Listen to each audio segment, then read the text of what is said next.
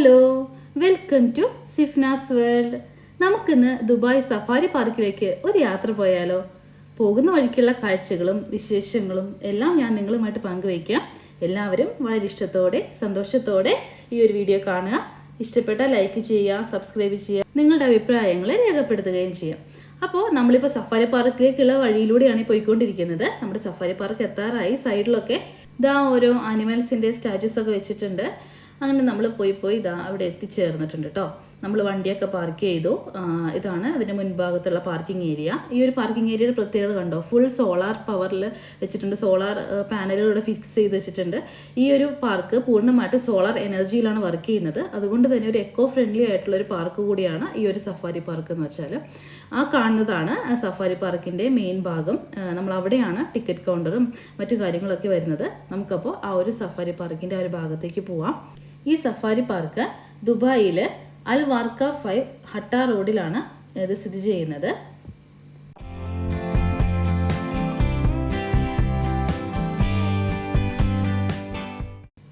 അങ്ങനെ നമ്മൾ സഫാരി പാർക്കിൻ്റെ എൻട്രൻസിലൂടെ അകത്തേക്ക് പ്രവേശിക്കുകയാണ്.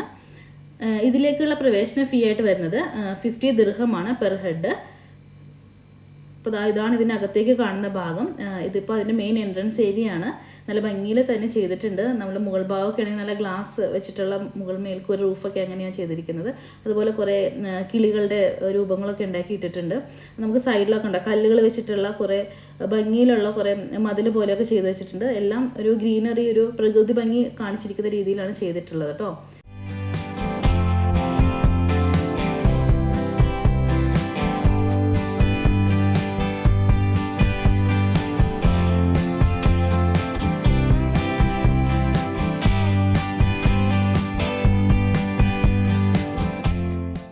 ഇവിടെ ഈ ഒരു സഫാരി പാർക്കിൻ്റെ നല്ലൊരു മോഡൽ വെച്ചിട്ടുണ്ട്.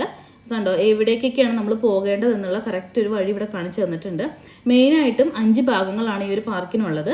African village, explorer village, Asian village, Arabian desert safari, Al Wadi area. അപ്പോൾ നമ്മൾ ഇതാ ഇവിടെ ടിക്കറ്റ് കൗണ്ടറിൻ്റെ അവിടെ വന്നിട്ടുണ്ട്. അവിടെ നമ്മൾ ടിക്കറ്റൊക്കെ ചെക്ക് ഇൻ ചെയ്ത് നമ്മൾ അകത്തേക്ക് കയറാണ്. ഈ വന്നിരിക്കുന്ന ഭാഗമാണ് അൽവാദി ഏരിയ. ഈ ഒരു സഫാരി പാർക്ക് 2017 ഓപ്പൺ ആയതാണ്. അന്ന് ഇത് ദുബായ് സൂ എന്നാണ് അറിയപ്പെട്ടിരുന്നത്. പിന്നീട് ടൂറിസം ഡെവലപ്മെൻറ്റിൻ്റെ ഭാഗമായിട്ട് അതൊരു ദുബായ് സഫാരി പാർക്കാക്കി മാറ്റുകയാണ് ചെയ്തത്. 12.8 മില്യൺ സ്ക്വയർ ഫീറ്റിലായിട്ടാണ് ഈ ഒരു പാർക്ക് വ്യാപിച്ച് കിടക്കുന്നത്. ഏകദേശം 3000-ഓളം അനിമൽസാണ് ഈ ഒരു പാർക്കിലുള്ളത്.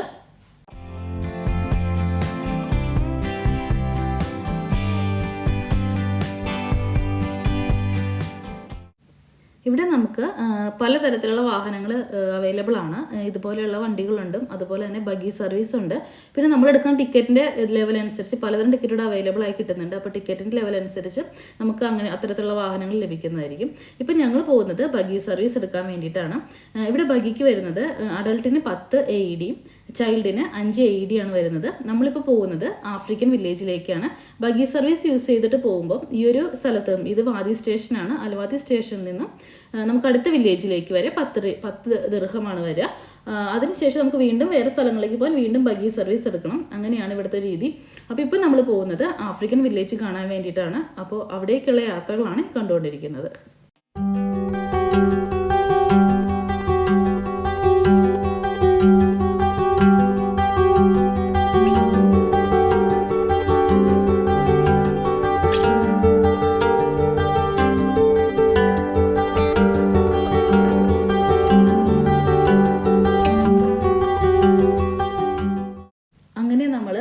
ഇവിടെ വന്ന് ഇറങ്ങിയപ്പോൾ കണ്ട കാഴ്ച, ഇവിടെ സൈഡിൽ നിറയെ ഫാൽക്കൺസ് നിൽക്കുന്നുണ്ട്.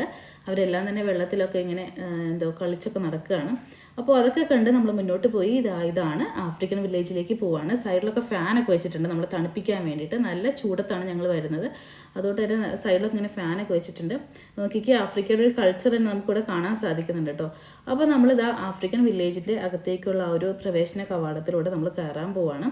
മുന്നിൽ തന്നെ എന്തോ ഒരു ഹോണൊക്കെ വെച്ചിട്ട് കണ്ടോ, നല്ല ഭംഗിയിലുള്ള വെച്ചിട്ടുണ്ട്. എല്ലാം ഒരു അവിടുത്തെ ഒരു പരമ്പരാഗത രീതിയിലുള്ളൊരു കൾച്ചറാണ് നമുക്ക് കാണുമ്പോൾ തന്നെ മനസ്സിലാകുന്നത്.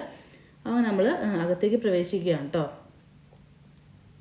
ഇവിടെ അകത്തേക്ക് വന്നു കഴിഞ്ഞപ്പോൾ നോക്ക്, നല്ല വലിയ വലിയ മരങ്ങൾ, അവിടുത്തെ ആ രീതിയിലുള്ള മരങ്ങളുടെ കുറേ രൂപങ്ങളൊക്കെ വെച്ചിട്ടുണ്ട്. അതുപോലെ തന്നെ ഓരോ വീടുകളും അവിടെ വെച്ചിരുന്ന ഓരോ കൂടാരങ്ങളൊക്കെ തന്നെ ആഫ്രിക്കയിലെ ആ ഒരു കൾച്ചർ കാണിക്കുന്ന രീതിയിൽ തന്നെയാണ്. ആ ഒരു ഡിസൈൻ വർക്കുകളൊക്കെ നിങ്ങൾക്ക് കാണാൻ പറ്റുന്നുണ്ടല്ലോ. എല്ലാം ആ ഒരു മോഡലാണ് ചെയ്തിരിക്കുന്നത്, കണ്ടോ. അപ്പോൾ ഇതാണ് ആഫ്രിക്കൻ വില്ലേജ് വരുന്നത്. ഇവിടെയുള്ള ആനിമൽസാണ് നമ്മളിന്ന് കാണാൻ പോകുന്നത്. ആഫ്രിക്കൻ കോണ്ടിനെൻറ്റിൽ വരുന്ന ധാരാളം വൈഡ് റേഞ്ച് ഓഫ് ആനിമൽസിൻ്റെ സ്പീഷീസ് ആണ് ഇവിടെ നമുക്കായിട്ട് ഒരുക്കിയിട്ടുള്ളത് കേട്ടോ.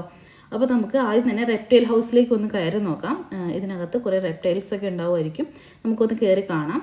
അപ്പോൾ അതിലേക്ക് കയറുന്ന വഴിയാണ് ഈ കാണുന്നത് കേട്ടോ. അതിലേക്ക് കയറുന്ന സമയത്ത് ഇവിടെ സൈഡിൽ വലിയൊരു പാമ്പിൻ്റെ രൂപമൊക്കെ ഉണ്ടാക്കി വെച്ചിട്ടുണ്ട്. അങ്ങനെ നമ്മളിത് അകത്തേക്ക് കയറി. നോക്ക്, ഒരു വല്ലാത്തൊരു രൂപം തന്നെയാണ്. ശരിക്കും ഒരു ആഫ്രിക്കൻ നാട്ടിലെ വീടുകളിലൊക്കെ പോയൊരവസ്ഥയാണ് നമുക്ക് തോന്നുന്നത്. അപ്പോൾ ഇതിനകത്തേക്ക് കയറുമ്പോൾ ഇവിടെ ശ്രദ്ധിച്ച് നോക്കിയാൽ കാണാൻ സാധിക്കും, സ്പൈഡർ പോലെ ഇരിക്കുന്ന ഒരു സോളിറ്ററി ആനിമലാണിത്. ഇത് കണ്ടോ, ഇതിൽ ശ്രദ്ധിച്ച് ഇതായിരിക്കുന്നു, ആ ഒരു ചില്ലി ഗ്ലാസിൻ്റെ അടുത്തിരിക്കുന്നത് കണ്ടോ, ഇവിടെയുണ്ട് കണ്ടോ. ഇതിൻ്റെ പേര് ചിലിയൻ റോസ് ടറാൻറ്റുള എന്നാണ്. അടുത്തതായിട്ട് നമ്മൾ കാണാൻ പോകുന്നത് ഏഷ്യൻ വാട്ടർ മോണിറ്ററാണ്. ഇതൊരു ലിസാർഡിൻ്റെ ഗണത്തിൽപ്പെട്ട ഒന്നാണ്. അതുപോലെ തന്നെ സെക്കൻഡ് ലാർജസ്റ്റ് ലിസാർഡ് എന്നൊക്കെ പറയാവുന്ന തരത്തിലുള്ളതാണ്. കണ്ടോ, ഒരു ഉടുമ്പിൻ്റെ പോലെയുള്ള രൂപത്തിലുള്ളതാണ് ഏഷ്യൻ വാട്ടർ മോണിറ്റർ. അതുപോലെ തന്നെ റെക്ടിക്കുലർ പൈത്തോൺ ആണ് അടുത്ത് കാണുന്നത്. അത് വേൾഡിലെ ലാർജസ്റ്റ് സ്നേക്കാണ്. നമ്മുടെ നാട്ടിലെ പെരുമ്പാമ്പ് എന്നൊക്കെ പറയുന്ന പോലെ അങ്ങനെ അത്രയും വലിയ അതാണ് കിടക്കുന്നത് കണ്ടോ. അതിൻ്റെ അകത്ത് ലോകത്തിലെ തന്നെ ഏറ്റവും വലിയ സ്നേക്കാണ് കാണുന്നത്. വളരെ എല്ലാവരെയും പേടിപ്പിക്കുന്ന രീതിയിലാണ് അത് കിടക്കുന്നത് കേട്ടോ. അപ്പോൾ നമ്മൾ മുന്നോട്ട് പോകുമ്പോൾ ഇതിൻ്റെ ഒരു സ്ട്രക്ചറൊക്കെ നോക്കിക്കേ. എല്ലാവരും ആ ഒരു ആഫ്രിക്കൻ രീതിയിൽ മുകൾ ഭാഗമൊക്കെ കണ്ടോ, ചുമരൊക്കെ ചെയ്തിരിക്കുന്നതിൻ്റെ ഒരു പ്രത്യേകതയൊക്കെ ശ്രദ്ധിച്ചോ.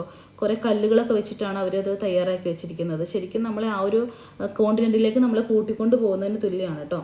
അങ്ങനെ വന്നപ്പോൾ ഇവിടെ ഒരു സംഭവമുണ്ട്, നൈൽ ക്രോക്കഡൈൽ. ഒരു ക്രോക്കഡൈലാണിത്. ഇതൊരു ഫ്രഷ് വാട്ടറിൽ ജീവിക്കുന്ന ഒരു ക്രോക്കഡൈലാണ്. നമ്മുടെ നൈൽ നദിയിലൊക്കെയാണ് കൂടുതലായിട്ട് ഇത് കാണപ്പെടുന്നത്. അതാണ് നൈൽ ക്രോക്കഡൈൽ. അതുപോലെ അറേബ്യൻ ഹോൺഡ് വൈപ്പർ ഇവിടെയുണ്ട്. മരുഭൂമികളിൽ കാണപ്പെടുന്ന ഒരു പാമ്പിൻ്റെ ഇനമാണ് കേട്ടോ ഇത്. പ്രധാനമായിട്ടും ഇതൊരു പോയിസണസ് ആയിട്ടുള്ള ഒരു പാമ്പാണ്. നമ്മൾ ആടുജീവിതം സിനിമയിലൊക്കെ നമ്മൾ കണ്ടിട്ടുണ്ടാവും, ഈ ഒരു പാമ്പിനെ കണ്ടിട്ടുണ്ടാവാം. മണലാരണ്യങ്ങളിലൊക്കെ ഉള്ള ഒരു പാമ്പാണിത്. അടുത്തതായിട്ട് നമ്മൾ കാണാൻ പോകുന്നത് ഈ ഒരു കാർപ്പറ്റ് വൈപ്പറിനെയാണ് കേട്ടോ. ശ്രദ്ധിച്ച് നോക്കിക്കോളൂ. കാർപ്പറ്റ് വൈപ്പേഴ്സ് എന്ന് പറയുന്നത് നമ്മുടെ റോക്കി ഡെസേർട്ടുകളിലൊക്കെ കാണപ്പെടുന്ന ഒന്നാണ്. അവിടെ മുകളിൽ ഇരിക്കുന്നുണ്ട് കണ്ടോ, ഏറ്റവും മുകളിൽ ആ ഒരു സീലിങ്ങിൻ്റെ അടുത്തായിട്ട് കാണുന്നുണ്ട്. ഇവരുടെ ആയുസ് എന്ന് പറയുന്നത് ഏകദേശം 30 വർഷം വരെയാണ് കേട്ടോ. അപ്പോൾ അങ്ങനെ കണ്ടു. അതിനുശേഷം പഫ് അഡർ, ആഫ്രിക്കൻ റീജിയണിൽ കാണപ്പെടുന്ന ഹൈലി വെനോമനസ് ആയിട്ടുള്ള ഒരു പാമ്പാണിത്. ഇതാണ് ഡെസേർട്ട് മോണിറ്റർ.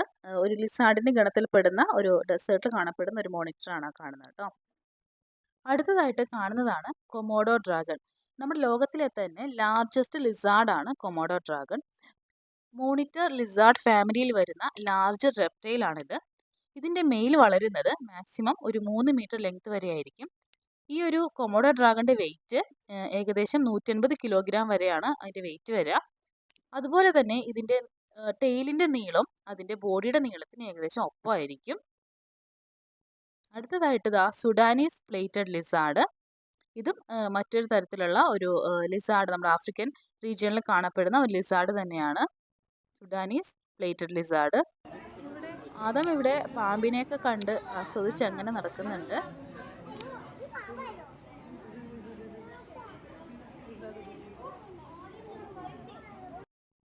അങ്ങനെ റെപ്റ്റൈൽ ഹൗസിലെ കാഴ്ചകളൊക്കെ കണ്ട് ഞങ്ങളിപ്പോൾ പോകുന്നത് ഈ കാണുന്ന പിഗ്മി ഹിപ്പോയെ കാണാൻ വേണ്ടിയിട്ടാണ്. ഈ കാണുന്നതാണ് ഹിപ്പോയുടെ കൂട്. അപ്പോൾ നമുക്ക് അതിനകത്തേക്ക് ഒന്ന് കയറി നോക്കാം. ഇതും ഒരു ആഫ്രിക്കൻ രീതിയിലൊക്കെ തന്നെ ചെയ്തിട്ടുള്ളൊരു കൂടാണ്. ഇവിടെ വെള്ളത്തിനടിയിൽ ഒരാളുണ്ട് കണ്ടോ, ഇതാണ് ഹിപ്പോപ്പൊട്ടാമസ്. ഒരു ലാർജ് സെമി അക്വാട്ടിക് മാമലാണ് ഹിപ്പോപ്പൊട്ടാമസ്. അതുപോലെ ഈ ഒരു ഹിപ്പോപ്പൊട്ടാമസ് എപ്പോഴും ജീവിക്കുന്നത് വെള്ളത്തിലും ലേക്കിലും അതുപോലെ മാംഗ്രൂവ്സ്, വാട്ടർ, മഡ് അങ്ങനെയുള്ള സ്ഥലങ്ങളിലൊക്കെയാണ് ഹിപ്പോപ്പൊട്ടാമസ് ജീവിക്കുക. ഹിപ്പോപ്പൊട്ടാമസിന് ഒരു 30 മിനിറ്റ് വരെയൊക്കെ ഒരു പ്രാവശ്യം അതിന് ബ്രത്ത് എടുത്തു കഴിഞ്ഞാൽ ഒരു 30 മിനിറ്റ് വരെ അതിന് ആ ഒരു ബ്രത്ത് ഹോൾഡ് ചെയ്ത് നിൽക്കാൻ സാധിക്കും.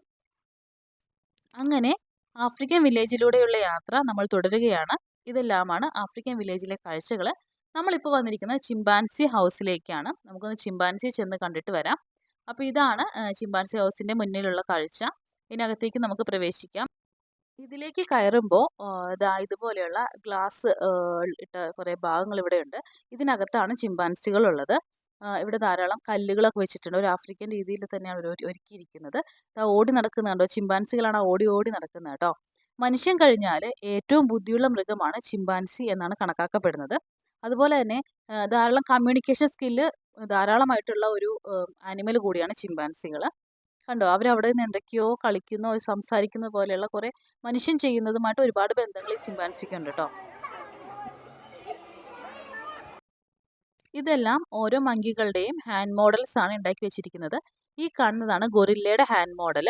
ഗൊറില്ലയുടെ ഹാൻഡ് ഏകദേശം മനുഷ്യന്റെ ഹാൻഡ് കൈ പോലെ തന്നെയാണ് ഇരിക്കുക. നമ്മുടെ തമ്പനയിൽ വെച്ചിട്ട് നമുക്ക് എല്ലാ 4 ഫിംഗേഴ്സിലും ടച്ച് ചെയ്യാൻ പറ്റുന്നത് പോലെ തന്നെ ഗൊറില്ലയ്ക്കും ടച്ച് ചെയ്യാൻ പറ്റും. കണ്ടോ? സെയിം നമ്മളുടെ ഒരു മനുഷ്യന്റെ കൈ പോലെ തന്നെയാണ് ആ ഒരു കൈ കാണുന്നത്. അടുത്തതായിട്ട് കാണുന്നതാണ് ഒറാങ്ങുട്ടാൻ. ഒറാങ്ങുട്ടാന്റെ കൈയും ഏകദേശം മനുഷ്യന് സാമാന്യമാണ്. എന്നാലും ഒറാങ്ങുട്ടാന് 4 കൈകളാണ് എന്നാണ് സങ്കല്പിച്ചിട്ടുള്ളത്. 2 കൈ 2 കാല് എന്നതിന് പകരം 4 കൈയാണ് ഒറാങ്ങുട്ടാനുള്ളത് കേട്ടോ. ഇതാണ് ചിമ്പാൻസിയുടെ കൈ. ചിമ്പാൻസിയുടെ കൈയുടെ പ്രത്യേകത കണ്ടോ? ഒരു കർവ്ഡ് ഫിംഗേഴ്സ് ആയിരിക്കും ചിമ്പാൻസിയുടെ കൈക്കുള്ളത്. അതുപോലെ നന്നായിട്ട് നീളം കൂടുതലുള്ള കൈവിരലുകളാണുള്ളത് കേട്ടോ. അത് കാരണം അതിന് മരങ്ങളിൽ തൂങ്ങി പിടിച്ച് കയറാനുള്ളതാണ്. ഈ കാണുന്നതാണ് ഗിബോൺ മങ്കീസ്. ഗിബോൺ മങ്കീസും മരങ്ങളിൽ നിന്ന് മരങ്ങളിലേക്ക് ചാടി ചാടി സഞ്ചരിക്കുന്ന മങ്കീസാണ്. ഇതാണ് മർമോസെറ്റ്. മർമോസെറ്റിന്റെ പ്രത്യേകത ലോകത്തിലെ തന്നെ ഏറ്റവും smallest monkey in the world ആണ്. അതുപോലെ തന്നെ ചെറിയ കൈകളാണ് മാമോസെറ്റിനുള്ളത്. അങ്ങനെ നമ്മൾ ചിമ്പാൻസിയെ കണ്ടു. ഇനി നമുക്ക് ഗൊറില്ല ഹൗസിലേക്ക് ഒന്ന് കയറി നോക്കാം. ഗൊറില്ല ഹൗസിലേക്ക് കയറുമ്പോൾ തന്നെ ഈ 2 സൈഡിലായിട്ട് വലിയ ഗൊറില്ലാസിനെയൊക്കെ ഉണ്ടാക്കി വെച്ചിട്ടുണ്ട്. ഈ കാണുന്നതാണ് വെസ്റ്റേൺ ലോലാൻഡ് ഗൊറില്ലാസ്. ഈ ഒരു ഗൊറില്ലയാണ് നമ്മളിപ്പോൾ കാണാൻ പോകുന്നത് കേട്ടോ. ഇവിടെ അതിന്റെ പിക്ചറൊക്കെ വെച്ചിട്ടുണ്ട്. ഇവിടെ ഈ ഒരു ഭാഗം കണ്ടോ? ഇവിടെയാണ് നിൽക്കുന്ന ഗൊറില്ല. കണ്ടോ? ഗൊറില്ല അവിടെ നിന്ന് എന്തോ ഫുഡ് കഴിക്കുകയോ എന്തോ ആണ്. അപ്പോൾ ഈ ഗൊറില്ലാസിന്റെ പ്രത്യേകത എന്ന് പറഞ്ഞാൽ ലോകത്തിലെ തന്നെ ഏറ്റവും വലിയ ആൾക്കുരങ്ങാണ് ഗൊറില്ലകൾ. നമ്മുടെ പ്രൈമേറ്റ് ഗോത്രത്തിൽ പെടുന്ന ഒരു ആനിമലാണ് ഗൊറില്ലാസ് കേട്ടോ. ഈ ഒരു ഗൊറില്ലയുടെ ആയുസ് വരുന്നത് 30 മുതൽ 40 വർഷം വരെ ആയിരിക്കും. അതുപോലെ ഗൊറില്ലാസ് എന്ന് പറയുമ്പോൾ അവർ ഭയങ്കര ഹൈലി ഇന്റലിജന്റ് ആണ്. അവർക്ക് ചിരിക്കാനും നന്നായിട്ടൊരു ഫാമിലി ബോണ്ടൊക്കെ ക്രിയേറ്റ് ചെയ്യാനും കഴിയുന്ന ആനിമൽ കൂടിയാണ് ഗൊറില്ലാസ്. അപ്പോൾ ഇവിടെ ആദം ഇവിടെ ഒരു ഗൊറില്ലയുടെ മുകളിലൊക്കെ കയറി ഇരുന്ന് കളിച്ചുകൊണ്ടിരിക്കുന്നുണ്ട്. അങ്ങനെ ഗൊറില്ലയൊക്കെ കണ്ട് നമ്മൾ എത്തിയത് ഈ കാണുന്ന ആനകളെ കാണാൻ വേണ്ടിയിട്ടാണ്. ഇത് ആഫ്രിക്കൻ എലിഫൻസ് ആണ്. ആഫ്രിക്കൻ എലിഫൻസ് ആഫ്രിക്കൻ കാടുകളിലാണ് പൊതുവെ കാണപ്പെടുക. അതുപോലെ ലോകത്തിലെ തന്നെ ലാർജസ്റ്റ് ലാൻഡ് ആനിമൽ കൂടിയാണ് ആഫ്രിക്കൻ എലിഫൻസ്. അപ്പോൾ ഇവിടെ നമ്മൾ രസമായിട്ട് നമുക്ക് കാണാൻ സാധിക്കുന്നുണ്ട് ആനകളുടെ കളികളും. അവർ നല്ല ചൂടുള്ളൊരു സമയം കൂടിയാണ് ഞങ്ങൾ വന്നിരിക്കുന്നത്. അതുകൊണ്ട് തന്നെ വെള്ളത്തിൽ കിടന്ന് നന്നായിട്ട് അവർ കുളിക്കുന്നൊക്കെ ഉണ്ട്. അപ്പോൾ നമുക്ക് അതൊക്കെ ഒന്ന് കാണാം.